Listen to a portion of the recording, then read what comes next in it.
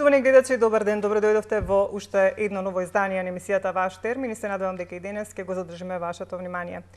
Состојбата со коронавирусот некако секојдневно ни го одвлекува вниманието, така ќе биде и оваа емисија, ќе биде поврзано со сето она што ќе говориме токму со COVID-19, значи ќе поразговараме за тоа колку овие мерки и карантини кои што ни беа воведени пак влијаја негативно за појавата на други проблеми со здравјето воопшто кај нас граѓаните. Значи, колкава и каква беше улогата на матичните лекари во диагностиката и спроведувањето на протоколот во однос на COVID-19. Ќе проговориме за оние мерки кои што се кај нас, ќе компарираме малку и со другите земји, а за сето ова моја денешна соговорничка, која што веќе имам на видеолинк, е доктор Лилија Чолакова-Дервишова, која што е специјалист по семејна медицина и е председател на Сдруженијето на приватни лекари. Веднаш ќе ве поздравам, бидејќи малку време ни помина додека ја воспоставивме видео врската успешно, сега е добро. Ви посакувам добри дојде. Благодарам. Так, кажав за што ќе говориме. Најнапред да ни кажете која и колкава беше улогата на матичните лекари со оглед на тоа што во еден дел додека се одвиваа сите овие процеси во диагностиката на COVID-19 ве вклучија и матичните лекари, вас и вашите колеги.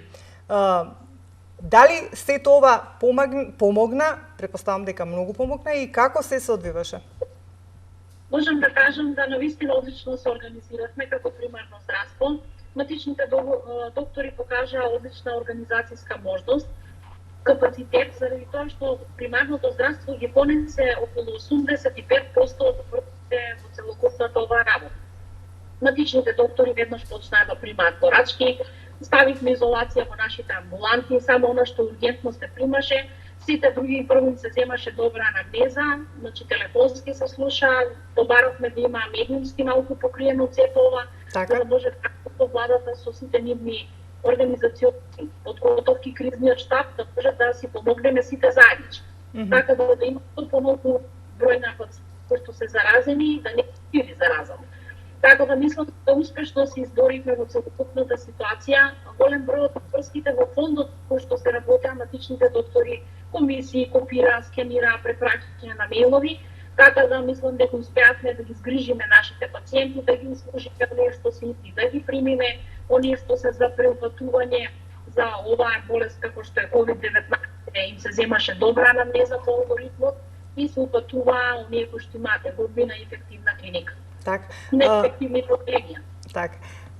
Имаше ли кај вас преку вашата ординација, само да кажеме, вие сте матичен лекар во Велес, вашата ординација во Велес, имаше ли од кај вас некој од диагностицираните во Велес преку вашата ординација што беше диагностициран? До сега денеска имаме пациентка која што била да се тестира и е задржана на инфективно оделение. Така да сега еве ќе разговараме со сопругот и со останатите членови на семејството како што е протоколот, ќе закажеме по алгоритмот со помош на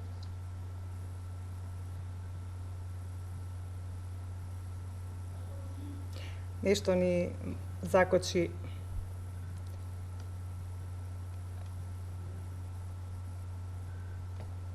Ајде.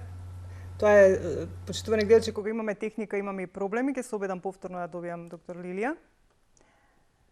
Значи, еве ја бараме повторно, се надевам дека ќе ја добиеме, со цел да објасниме сите оние работи за кои што говориме. Доктор Лилија, дали те имам повторно нешто?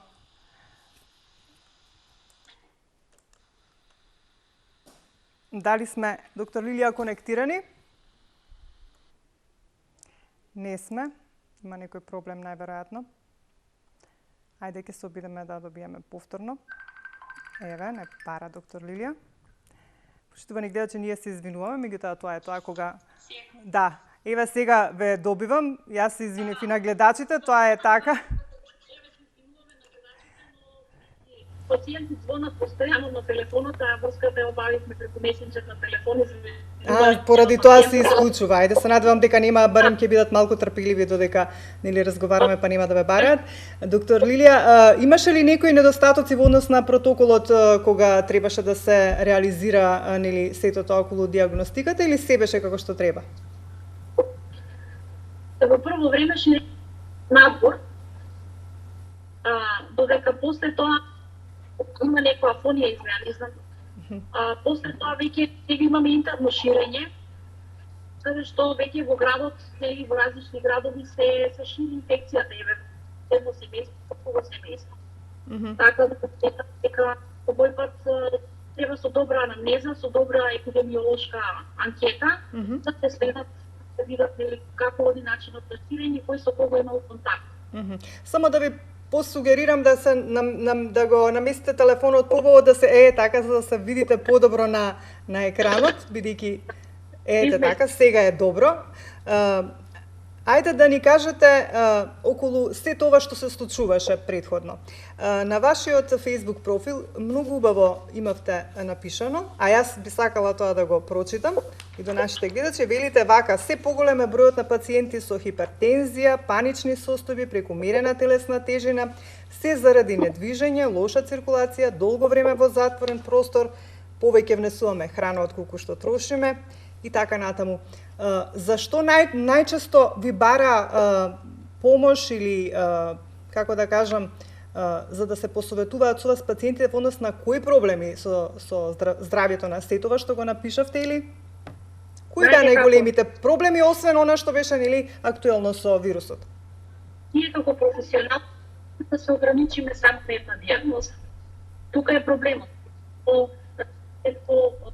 Има и други дијагнози, така да со самото тестирање, со ограничување на пациентите да се случи да почнуваат патични нападки, цевува, пајле до вечер, покачија крвен приток, значи, за вистина во овие периоди се големи друга патологија, амбуланти, така да ви кажам, најголемиот од го трошек на пациенти.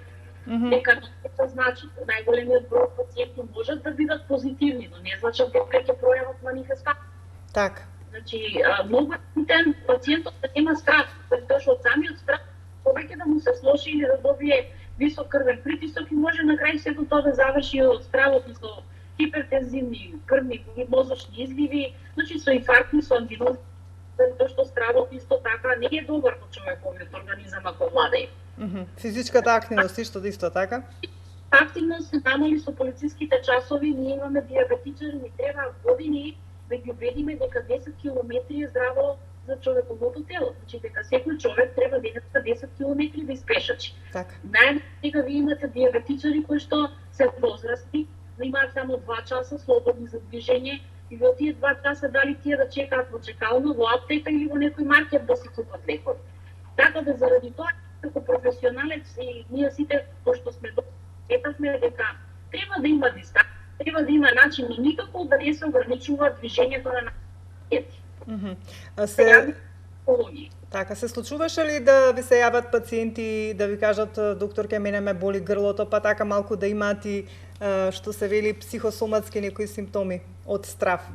Многу чести, да, и овие 3 дена имаме во Велес ново жариште во една фабрика текстилна, каде што верувајте ми овие 3 дена вработените кои што немале контакт со позитивните, сите имаа симптоми.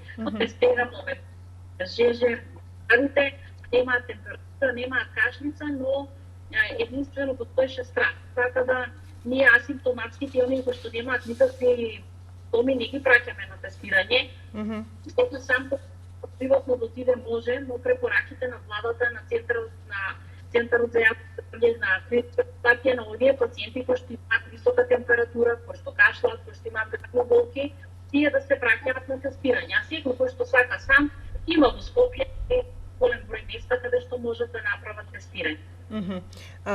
Доктор Лилија, значи, од кога се појави коронавирусот, до сега можеме да кажеме дека според оние статистики денес што излегува бројките, веќе 1/3 од диагностицираните се активни. Сметате ли дека добро се справи нашата држава со вирусот? Или пак вашиот став кој е, дали беше престрого, дали добро постапија за да се спречи ширењето? Каков е вашиот став и мислење околу сетова? Така како здружение, да речеме, еве ние како приватни доктори, оно кое што го излоциравме од примарниот, еве да речеме, контакт со пациентите од секојдневната работа, да нашата држава мораше да направи да има во два правца на пациенти. Заради тоа што не се сите корона позитивни и здравствениот систем мислам дека не требаше да запре оние кои што се здрави и кои што имаат сосема други тегоби, имаат тироидни цисти, имаат циста на мозок, на простати, заболувања од машката популација. Така. Навистина има моменти каде што не може ниту машката популација да чека и некои други здравствени состојби не може да се одлагаат. Бидејќи една тиротоксикоз, страшни тахикардии, таму мора да се проверат антитела, здравствениот систем може да има пауза. Така. Тука нас ни треба заради тоа што ако веќе 85% се падна на матичен доктор, ние за правилно да расудуваме и да лекуваме треба параметри од лабораторија. Прво кој што направи речеме одредени подуци, не примаме за ПС, не примаме за тироидни жлеби, испитувања како би лекувал еден матичен доктор со сето свое знаење, ако вие немате вредности од крвни анализи да дадете подредна терапија. Не се правеа ни Мислам дека е крајно Не се правеа ни обични крвни анализи? Не, за обични крвни анализи можам да кажам лабораториите си работеа и се на ниво на задачата и ете голема благодарност до сите лаборатории во Република Македонија кои што останаа доследно заедно на прва борбена линија со нас. Барем може да разграничиме дали се работи кај некој пациент за леукоцити покачени или за лимфоцити покачени. Так. Дори јас имам во оваа пракса каде што работничка ми беше забрането да оди на работа заради тоа што имала леукоцити покачени. А покачени се за бактериски инфекција. Пациентката имаше сосема други тегоби, имаше заби разсипани, имаше циста во мала кардица на јајници. Така да едва успеа да ја вратиме, бидејќи работените од таа текстилна фирма инсистираа 14 дена на болување да ја држам, што е нонсенс. Значи, сметам дека здравствените работници да се тие кои што ги водат работите и да одлучуваат кој треба да оди на болување. Фирмите нека си го тераат бизнисот, но ете такви ситуации да нема. Так, кога додека траеше сета ова состојба и уште трае, нели? Дали имавте прием на пациенти во вашите ординации и како се одвиваше? Дали пациентите доаѓаа заштитени, како вие ги примавте? Имавте ли некој протокол на кога говорам за пациенти, говорам за оние пациенти кои што има и други проблеми, пак мораат да дојдат до кај вас да се исконсултираат? Дали имавте прием на пациенти или се одвиваше телефонски? Ви кажам дека ние како здружение се организиравме се со цел да ги заштитиме првите борбени редови, бидејќи болниците ги затворија вратите само ургентни примаат. Уште ние ако ги затворевме, не знам пациентите, овие милиони или колку сме 800 останати во државата, мора да се лекуваат. Сите го ограничивме бројот на влезови со тоа што прво земавме добра анамнеза. Значи тој што доаѓа, за тоите, дали има температура, дали има болки, дали има притисок. Ако кажа дека има температура или било што, значи анамнезата можеше поопширно со епидемиолошка анамнезата се прошири, а овие пациенти кои што беа со хипертензивни кризи, со 200, со 100 притисок, со ренални колики, со хематури, тие сите беа прегледани, заради тоа што јас сама не би се рачунала доктор ако не прегледам пациентот. Ме разбирате, не може се по-телефон диагнози да се ставаат. Може да промашите диагноза, а тоа некој да го кошта човечки живот. Така, професионализмот и белиот мантил е пред се. Така да мислам дека и до ден денес ќе ве прегледуваме, примаме пациенти, работиме, но пред се взимаме добра анамнеза. Морам да скренам внимание да има одреден број на пациенти кои што не се искрени кон нас. Значи прво идат ви кажуваат приказна, па мене ме боли уво, па ова, па она, ама знаеш јас сум со пациент кој што е позитивен на корона, тоа од кој ќе влезе. Так. Значи, кај и други колеги, тука да речеме малку се почувствувавме за тоа што толку многу реклама имаше на телевизија. Ако имате температура телефонски, јавете се кај вашиот матичен доктор, разговарајте, анамнезата да се земе, но се уште имаме несовесни пациенти. Тоа покажува дека сепак свеста на нашите граѓани не е на доволно високо ниво. Одредени се, многу се малку, ама еден може да направи голема штета. Така. Сега кога зборуваме за свеста да се поврзаме со мерките преземени во Шведска, да речеме, да ставиме како пример, бидејќи многу ја посочуваа како пример, дури Светската здравствена организација. ја посочи. Сметате ли дека требаше да одиме по примерот на Шведска или пак токму поради помалата свест на граѓаните подобро беше што се воведоа некои построги мерки? Какво е вашето мислење и вашиот став? Повторно имаме мал проблем, ќе се поврзаме.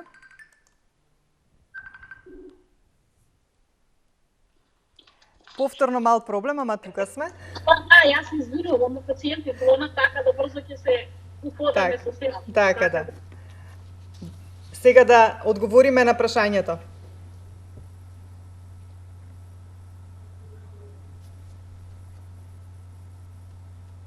Онако што можам да го кажам за Шведска, мислам дека е добро. Само една секунда. Добро? Да. Дали се гледаме? Да. Да.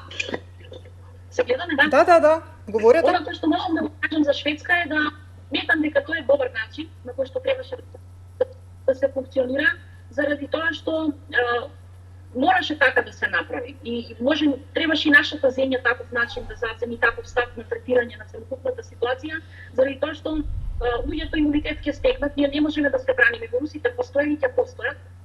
Ние лани имавме пациенти со вакви симптоми, сме ги лекували 30 години работа, никогаш не се взимало кај нас да се прави, ние не сме толку богата земја за секој вирус што ќе се појави, епидемиолозите да одлучуваат кој тип на вирус е. Се разбира. Значи поминале свински, папилешки грипа, голем број на вируси. Значи дали е ротавирус или некој друг, ние секогаш симптоматолошки сме лекувале. Во зависност ако направило бронхопневмонија, третираме бронхопневмонија.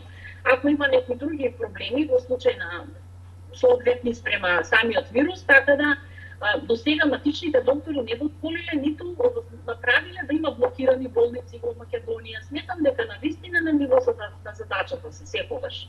И професионално ја обавуваме работата. Така да и на овие жештини сега маски да се носат, здрави лица сметам дека нема зашто да носат маски, верувајте ми. Значи и некој кој е со диспнеа и со душење и да е здрав, тој едва и диши и така, со срце слабо, а не на овие жештини уште маски. Светска здравствена организација вели тие што се здрави дека не треба маски да носат. Значи да се држи и се многу високи температури се веќе неподносливо е 30 така, степени. Навистина е тешко да се носи маска, меѓутоа повторно ќе се навратам на она. Еве што велите не треба здравите да носат маска, треба оние кои што имаат нели симптоми кои што не се чувствуваат добро. Меѓутоа повторно тука се навраќаме на она кој што го кажавте пред малку дека пациенти нели има несовесни па нели не размислуваат дека треба да стават маската и можеби да се шетаат нели незаштитени и да го шират вирусот. Па навистина мислам дека толку многу оваква кампања никогаш немало медиумска. Да, меѓутоа зошто луѓето не можат да разберат и да сватат кога нешто се посочува дека треба да биде така? Не знам да ви кажам, еве денеска да речеме имаше прес-директорот на фондот пред неколку дена дека од денеска ќе има електронски рецепти, дека не може на да се иде. Верувајте ми, 50% од пациентите дојдоа да си земат рецепт. Некои навики едноставно требаат време. За било што, така да сметам и за ова, дека на некои пациенти ќе им треба време да сватат кога треба, што треба, сепак интелектуалното ниво на одредени луѓе. Некој слуша, некој не сака ни вести да слуша, лични типови на пациенти.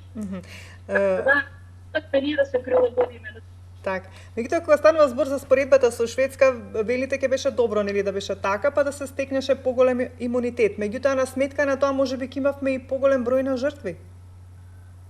Гледайте, што следам дека некој ден од вести, најголемиот дел и поголемиот сите имаат коморбидитети кои што почина.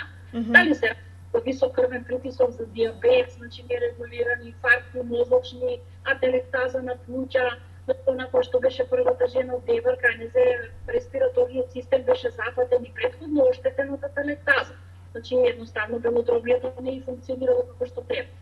Така да сметам дека никаква паника меѓународно да правиме за да може нормално да функционира. Мора луѓето, ние не можеме да се затвориме устата. Значи ние сега имаме цело едно полугодие што децата не учат, студентите не полагаа испит. И од септември, секогаш во септември, крај на септември, ние како професионалци сме давале средства за подигање на имунитетот, па и оние вакцини за грип, секогаш се давале крајот на септември и октомври. Значи вирусите Не е некој толку видовит за да каже. Да, од септември имало вирус, ме разбирате. Така. Во страф и постојано да бидат затворени. Децата треба да трчаат, треба да спортуваат, треба да се дружат, ние не можеме асоцијални да ги оставиме. Так. Не можеме ето пензионерите, верувајте ми, огромен број на пензионери помагаат на младата генерација. Така ги чуваат дечињата. Движат, земаат деца, одат добавчи, прехрани и такви работи, така да сметам дека овие луѓе кои што останаа без работа, на кои што им се затворија кафани, кафичи, мали продавници за исхрана, за правење на помошни храни, луѓе кои што се издржаваа од продажба на алишта, се замре. Тие луѓе сите качија притисок, аритми, добијат, значи стрес, панични, антидепресиви, така да зошто ќе кажам, медицината и оваа меѓународна класификација на дијагнози, бројката е огромна на дијагнози, не е само корона, а ние сме тука се да покриеме. Доктор Лилија, се говори еве дека ќе се олабават мерките и нели дека полека ќе треба да почнеме нели на некој начин нормално да живееме се со цел нели да се отворат сите оние услужни дејности кои што не работат, значи и рестораните и како да кажам и поголемите молови и сите оние продавници кои што сега се затворени. Како ќе треба да се одвива животот понатаму? Треба ли ние да и понатаму да се држиме според сите оние мерки дека треба нели да внимаваме, да се дезинфицираме и така натаму, или пак треба малку да се опуштиме за да, како што велите вие, да се стекне имунитет, или можеби е сега доцна пак да стекнеме имунитет? Значи од старт, ако прегледате секој изјави кои што сум ги дала од почеток до сега, да огромен е бројот на пациенти кои што сигурно може нели имале контакт со вирусот, но асимптоматски го така. Немале никакви симптоми. Ќе кажам, животот мора да продолжи со сите своји славени позитивни или негативни компоненти на животот, а ние не можеме да го запреме животот, не можеме да запреме децата да не одат на испити, не можеме овие испуштени часови на ученичињата кои што не одат веќе 2-3 месеци на школа, малите деца кои што се описменуваат, заради тоа што, верувајте ми, тие генерации на вистина сите овие дупки во знаењето, заради тоа што друго е кога професор ќе ги предаде, друго е кога дома родителот би го предала знаењето и сите оние материјали, така да сметам дека еве нашата влада до сега успешно да справи со се што требаше, матичните исто така покажаа голем капацитет. Болниците кои што требаше да примат, имаме огромен број на излечени, секогаш ќе има некој кој што е глифозен или со симптоми на настинка, на грип, на бронхопневмонија, немаме блокирани болници.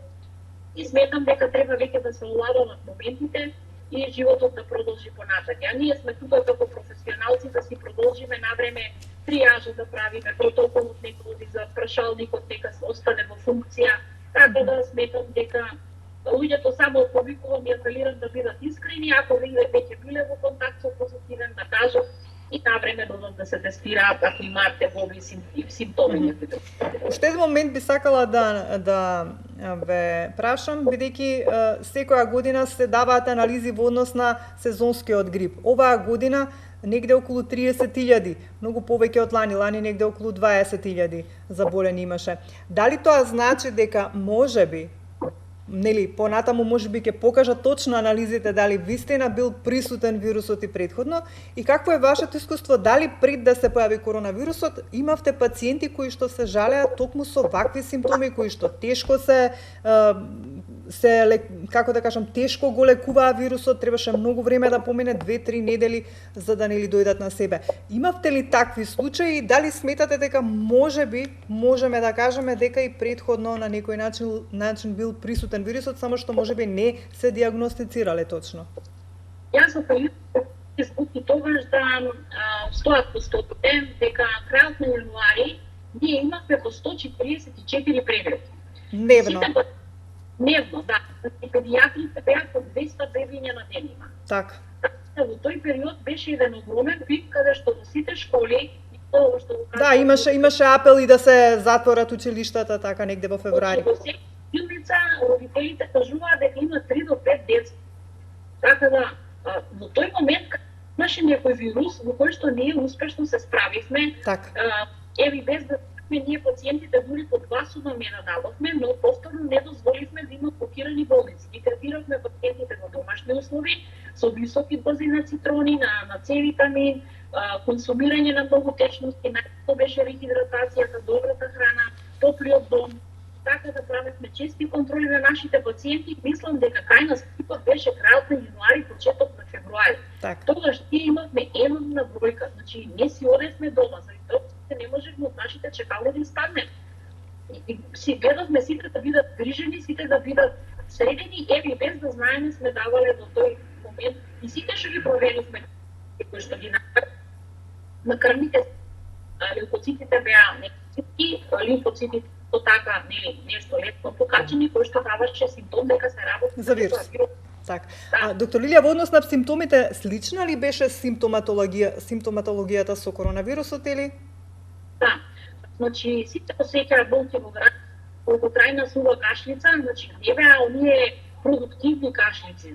Знаете, кога сува кашлица да направите спрема си од лани, преклани или други кои што го чувствувате, ќе видите дека сите пациенти ги имаа исти симптоми, ние знаеме дека се работи за некој вирус, но еве тогаш епидемиолозите, да речеме, не избегува да кажат. Значи, а ние сите алармиравме Facebook, па и број термин, може да се проверат подоците кога бил бројот на прегледи кај матичните доктори крајот на јануари и почетокот на февруари. Так, во секој случај, сите оние анализи кои што биле направени за обичниот грип, кажа од Институтот на јавно здравје дека кога ќе се смири ситуацијата, ќе ги тестираат и за COVID-19, да видат дали ќе покаже нели присуство уште од порано, па да почекаме да дојдат резултатите. Уште едно би посочила, Светска здравствена организација вчера излезе со едно соопштение дека вирусот или ќе се изгуби брзо, или ќе го има континуирано, или пак ќе се врати во поголема форма, нешто така беше. Мислите ли дека може вирусот повторно на есен да биде уште, како да кажам, измутиран на уште посилна некоја појака варијанта која би правила повторно некои тешки пневмонии нели по здравјето на луѓето, или пак може да биде со намален интензитет? Она кое што можам да го кажам, да вирусите повторно, не сакам да се повторам, но морам, заради тоа што така решањето да секогаш се тука околу нас. Так. Дали ќе се спира вирусот и дали ќе направи патологија кај пациент зависи од состојбата. Ако вие спањате и спаднете се дали со водена коса или несоодветно облечен, во тој случај му правите полно услуг на тој вирус да направи одредена патологија кај да предизвика болест, човековиот организам во зависност од имунитетот. Так. И фактори се битни. Повторно ќе апелирам, луѓето соодветно да се чуваат, има разлика од 27 степени температурни во денот, и уште не е стабилизирано времето, но сега кога ќе се, да речем, имамо најава дека ќе дојдат високи температури, така да се надевам дека веќе дека малку ќе исчезне. Ќе се смири. Најсен еве повторно кажувам, немало некои вирусни такви заболнувања. И зошто се стануваат? Луѓето не се облекуваат соодветно. Не разбирате? Треба сепак да се грижиме. Да, повторно ќе апелирам да пациентите малку се грижат и собствено да се облекуваат, да не се консумира лаки течности од фризер, да се свободена да нема туширање по изградување, или има кој пуштите во полоне владно, да речеме на дула, сите тие температурни разлики, сите тие моменти му прават организмот. Бидејќи човековото тело има 37 степени. И ако ви подесете 0 степени ладни води, сокови, сето тоа му прави една состава во која може да се активира вируси се. Так. Само диабет да имате најмала инфекција кај диабет мора да се покрие со антибиотици, заради тоа што имунитетот на тие луѓе секако е. Так, слушавме различни мислења, меѓутоа секако треба секогаш да ги почитуваме на некој начин или официјалните нели од Министерството за здравство. Иако вчера би сакала да потенцирам, го слушав интервјуто на професорот инфектолог Бело Марковски, кој што рече дека SARS, MERS и не знам кои вируси повеќе од кога се појавиле, повеќе не се вратиле. Да се надеваме, јас посакувам, бидејќи никој не може со сигурност да тврди нели дали ќе и колку ќе трае и дали повторно ќе биде со посилен интензитет или со намален, да се надеваме дека коронавирусот ќе стане некој нормален вирус со некоја поблага варијанта, како сезонскиот грип, па веќе нема да имаме ваков проблем. Ви благодарам на одвоеното време, па се надевам дека ќе се видиме и во студио во скоро време. Благодарам за поканата, се најдем. Почитувани гледачи, тука некаде е крајот на денешното издание на Ваш термин. Се надевам дека го задржавме вашето внимание. Ако беше така, тогаш следете на и за 7 дена во исто време. Ве оставам во убаво расположение, имајте добро здравје и грижите се за своето здравје.